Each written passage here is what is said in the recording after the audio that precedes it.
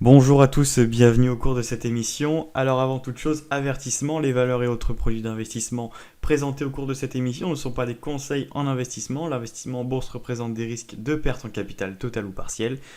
Vous et vous seul êtes responsable de vos investissements. Il ne s'agit pas de conseils mais d'une simple lecture, analyse, vision de marché personnel. Voilà.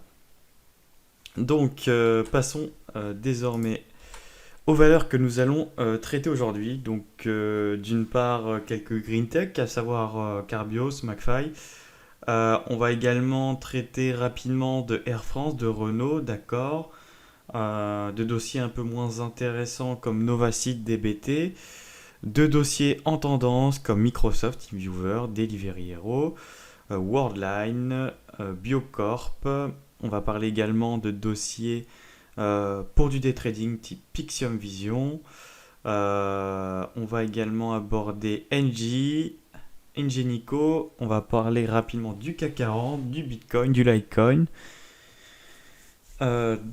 C'est parti. Comme on peut le voir, le secteur aérien toujours autant touché.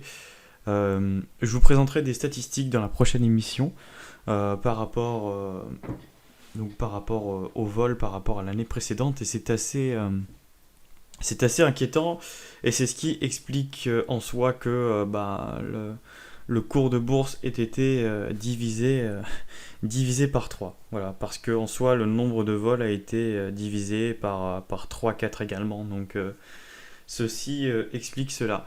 Voilà. Donc le secteur aéronautique toujours aussi tourmenté et Air France ça ne s'arrange pas. Voilà. Donc on peut malgré tout voir, d'après cette infographie que je vous ai réalisée, qu'il y a 5 secteurs qui arrivent tout de même à tirer leur épingle du jeu. Donc à savoir le secteur du e-commerce, de l'informatique, des services SaaS pour les entreprises, donc tout ce qui est lié au télétravail, au logiciel et ainsi de suite. Le digital advertising, donc la publicité digitale, et également le domaine des paiements qui est tout à fait corrélé au e-commerce. Voilà. Donc ça pour le coup, c'est le genre de dossier qui va nous intéresser si on vient à faire du trend following en ce moment. Voilà. Donc même si pour le moment, pour la majorité des dossiers, il est un peu tard pour rentrer, mais ça on y viendra après. Alors, donc également petit point rapide sur le Bitcoin. Alors, le Bitcoin nous a fait quelque chose d'assez intéressant cette semaine. On a eu un beau rallye. J'avais mis en avant le Bitcoin autour des 9000.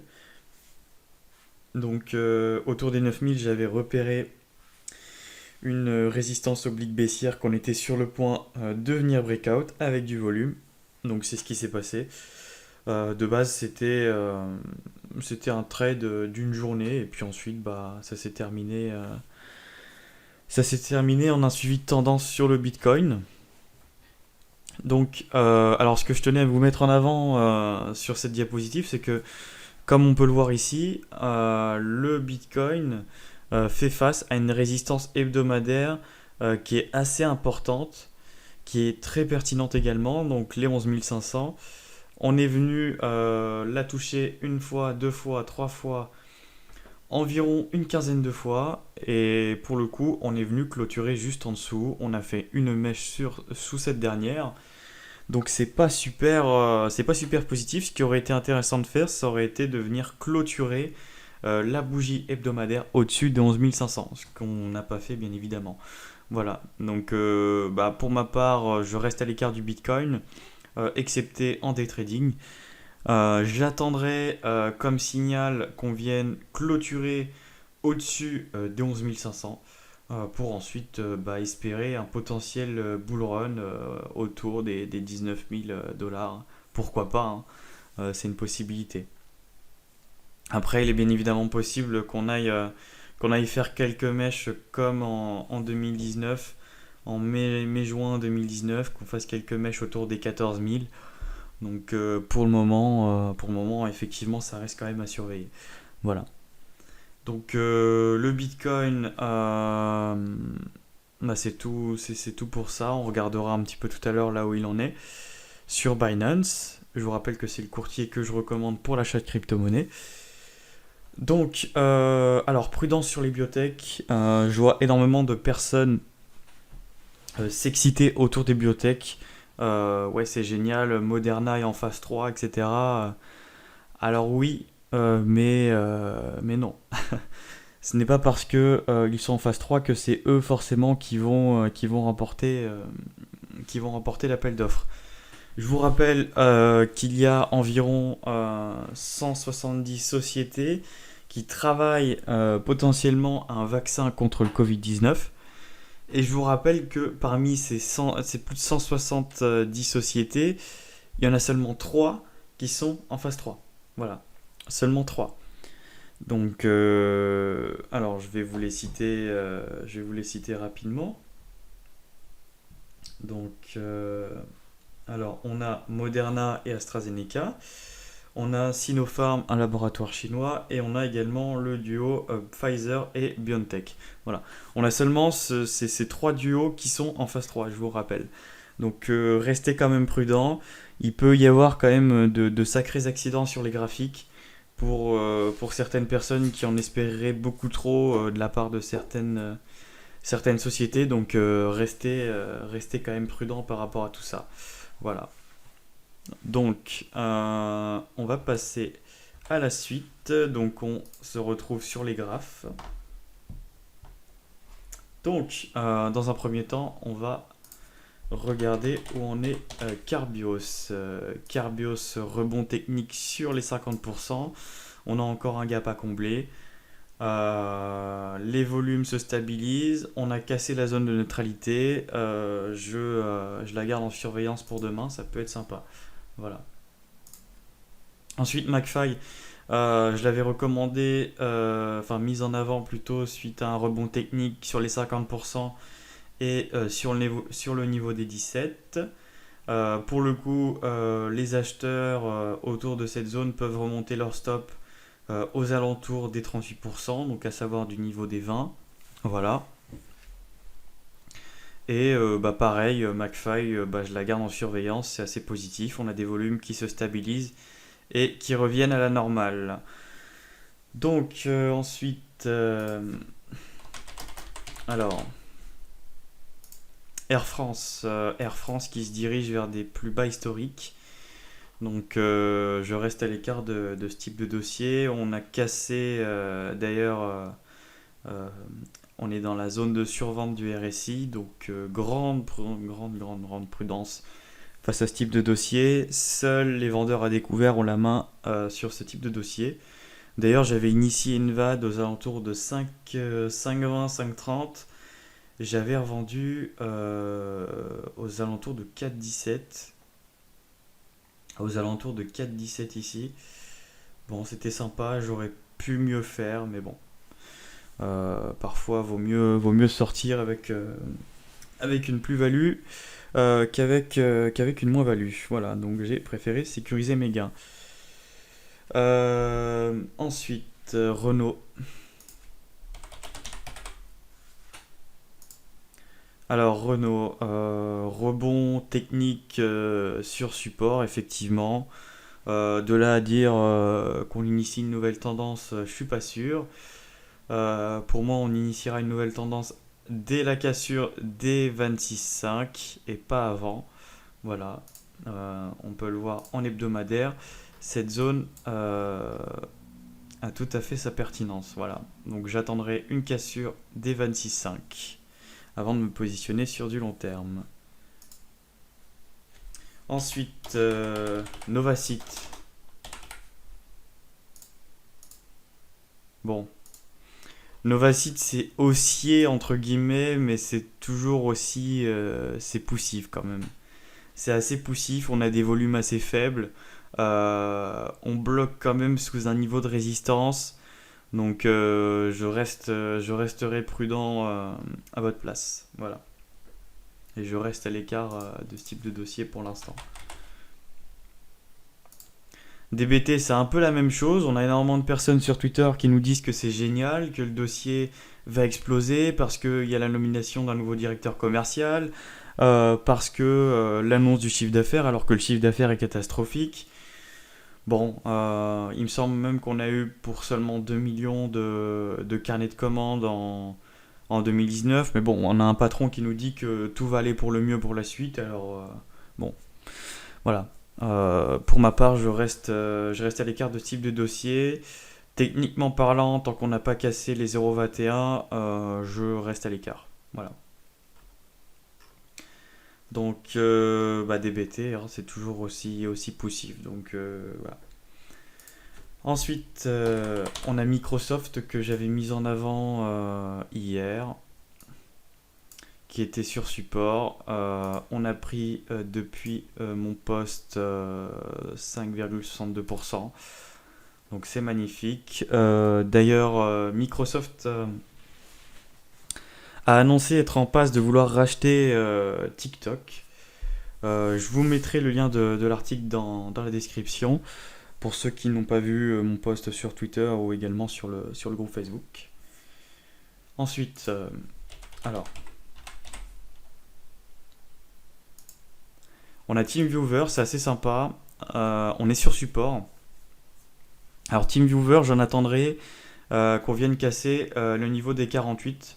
Ça peut donner quelque chose de sympa. C'est le genre de point d'entrée intéressant sur ce type de valeur. Typiquement, c'est le genre d'entrée qu'on va aller chercher sur des dossiers comme ça, assez haussiers, assez intéressants. Par exemple, vous pouvez le voir juste ici, hop, voilà, ça c'est le genre de point d'entrée qu'on va venir chercher. Ça correspond aux anciens plus hauts, voilà, ancien plus haut ici, devenu support ici, voilà. C'est aussi simple que ça. Donc, TeamViewer, je surveille très fortement demain. Elle peut faire quelque chose d'assez intéressant. Voilà. Dossier intéressant pour du trend following. C'est sympa, c'est haussier. Que demander de plus? Ensuite, Delivery Hero. Alors, j'avais déjà mis en avant le dossier sur support il y a quelques jours. On était juste ici, 92. Donc depuis, on a fait un petit chemin. On a fait un petit pullback également sous l'oblique de tendance. Donc attention également quand vous mettez vos stops. C'est le genre de bougie qui peut être fatal. Donc soyez quand même stratégique au niveau des stops. Je pense que on est sur quelque chose d'assez intéressant sur Delivery Hero, hein. Donc après, c'est clairement pas maintenant qu'il faudrait rentrer, je pense. Euh, mais là, pour le coup, on se dirige tout droit vers les plus hauts historiques. Voilà. Donc ensuite, alors Pixium Vision. Alors ça, par contre, c'est le genre de dossier qui est sympa pour du day trading. J'avais repéré qu'on réagissait assez bien sur le support. Euh, pour le coup, on a fait une très belle bougie de 9% aujourd'hui. Bon, voilà, on a encore un gap à combler à 0,6. C'est le type de dossier que je vais surveiller pour du day trading. Voilà. Donc, ensuite, Worldline. Mais c'est le type de dossier, par contre, que j'écarte totalement pour du moyen terme. Pardon. Worldline, elle est sur support, c'est sympa. On a également Breakout l'AMM7. On a Breakout également l'AMM50. Un croisement de ces deux moyennes mobiles semble se mettre en place, donc c'est assez sympa. C'est le genre de truc qu'on va venir rechercher. Donc là, pour le coup, c'est pareil, c'est le genre de point d'entrée qui va nous intéresser sur ce type de dossier. Voilà. Donc Worldline, c'est toujours aussi sympa. C'est haussier, c'est magnifique, c'est ce qu'on recherche. Voilà. Ensuite, on va rapidement aborder NJ. Alors NJ, ce qui m'intéresse, ça serait éventuellement le breakout du niveau des 12 pour venir chercher cette zone de gap en day trading. C'est pas le genre de dossier qui va m'intéresser à garder sur du long terme, mais en day trading, ça peut être sympa effectivement de jouer ce mouvement-là. Donc personnellement, je vais venir la surveiller demain. Voilà. Ensuite, on a Biocorp. Biocorp que j'avais recommandé, mise en avant sur support ici à 25, qui depuis a fait un petit bonhomme de chemin assez sympathique. Au niveau des oscillateurs techniques, c'est quand même assez... c'est très suracheté, mais bon, voilà, c'est vraiment en surchauffe. Le MACD également doit être en surchauffe également. Cependant, on arrive autour de 29,8, à savoir les plus hauts historiques sur le dossier. Une respiration ne serait pas exclue sur ce genre de configuration. Voilà. Ensuite, alors Adyen. Alors Adyen, c'est pareil, c'est compliqué par contre de se positionner sur ce type de dossier, comme vous pouvez le voir. Ça par contre c'est vraiment le genre de dossier qui est très très très intéressant pour du trend following. À long terme c'est vraiment ce qu'on va rechercher. C'est juste sublime. Pour le coup, voilà. Bon. Si on aurait voulu un point d'entrée intéressant, il y aurait eu par exemple 1350 ici. Hop, voilà.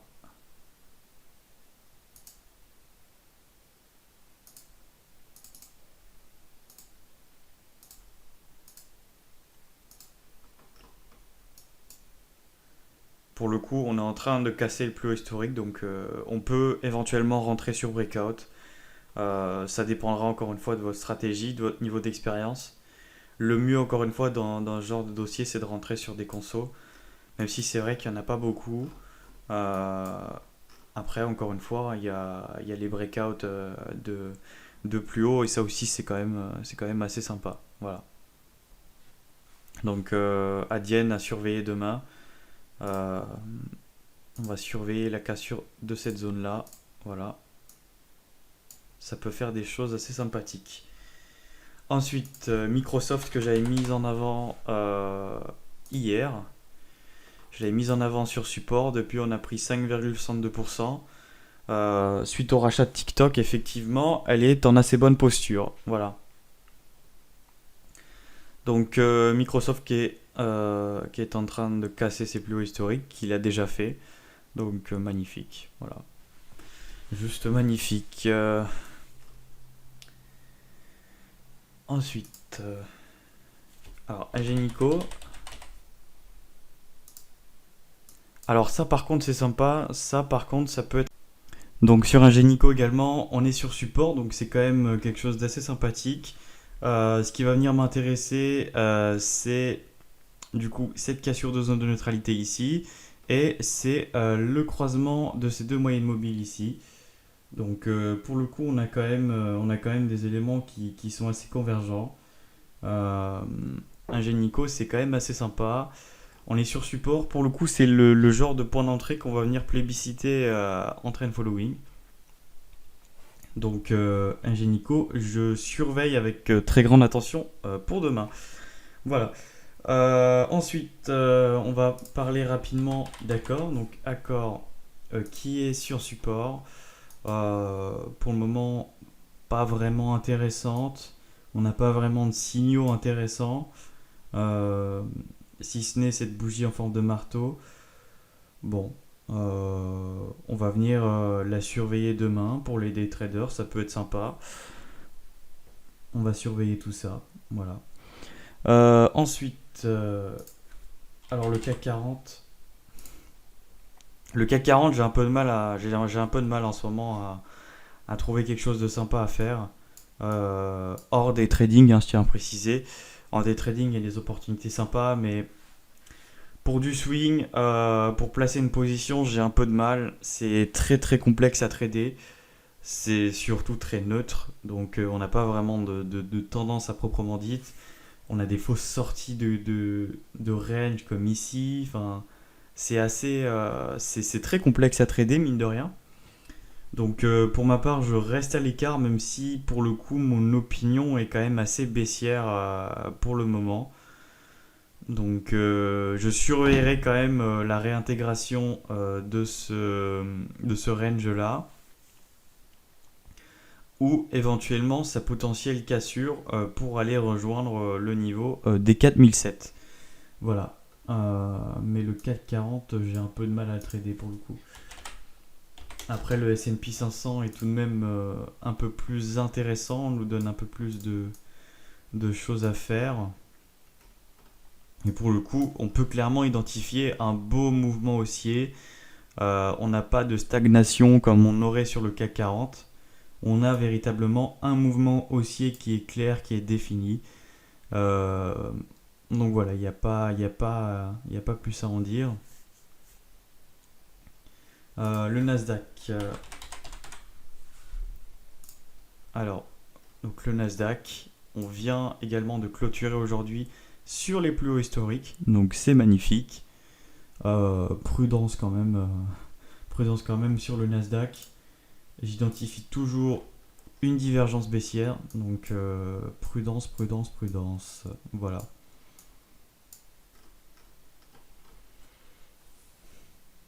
Bah écoutez, c'est à peu près tout pour les indices.